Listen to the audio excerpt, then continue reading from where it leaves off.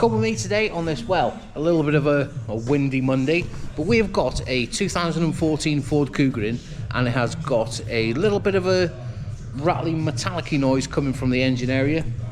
And I've had a little listen, and it is coming from this area here. Now the first thing that I have done, I've got my bonnet prop. Such a handy tool that is. Get that bonnet stay out of the way, and it'll give you great access to get your head in and have a little look around. Let's get this vehicle started. I'm going to show you the noise that it's making. Now this noise is quite bad, and it's coming from that alternator pulley there. Now they are such a common complaint, these alternator pulleys failing, the over and alternator pulley. So we're going to get involved now. I've ordered a new one. By the time I get that off, the brand new one should be here. So let's crack on. Now the first thing I'm going to do is make a tiny little bit of room for myself. We're going to be removing the wiper arms and all this scuttle panel here, because we've got to take the coolant tank out and also the engine mount as well, and we don't want to be fighting with ourselves, so make a little bit of room for yourself. Now after we've made a little bit of room for ourselves with the scuttle panel off, we have removed the engine mount with 2 15s and 2 18s, which has given us a lot more access to get our heads in there.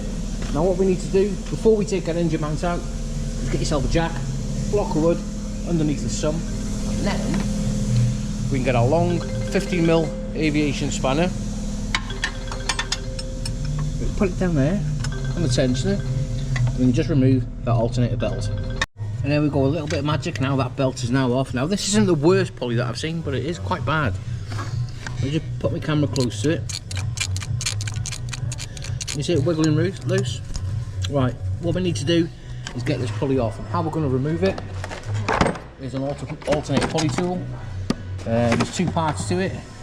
That part will hold the pulley itself, and then one of these bits will hold the shaft of the alternator, and we can get that pulley off.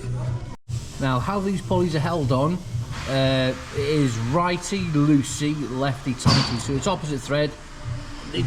Sometimes it can be a little bit tight getting them off, just be careful, but they do come off, and then once you slacken them off, then pulleys now should just wind off.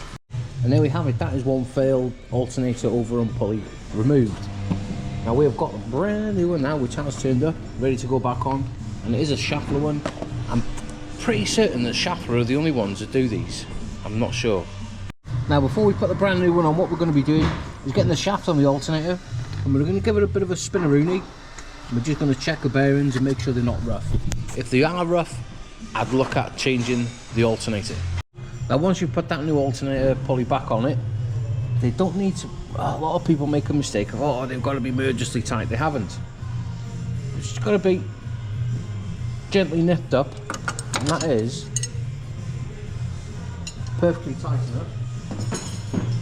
And then once you've done, get the black cap that you get inside the box, push it in, like so. Give it a big spin, and it's absolutely perfect. And yes, when replacing these pulleys, it is always advisable to put a new belt on, which you can easily access it from underneath the vehicle. Now I've got the vehicle back down to working height, we've gone ahead and put the engine mount back on. We're just going to plod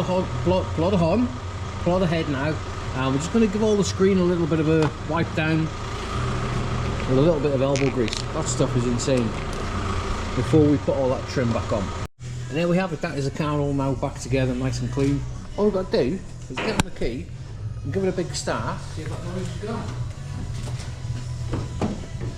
The thing about working on 2 boxes is it's a nightmare.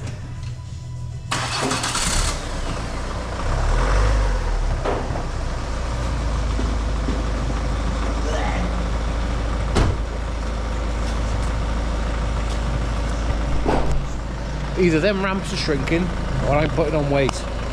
Harder to get in and out every time. Anyway, there you go, that car now is sounding like brand new. And there we have it, that is one 2014 Ford Kuga repaired, and we have saved the customer an expensive repair by not changing the alternator, just for the sake of that pulley. It's 1/4 of the price. Anyway, let's get it in.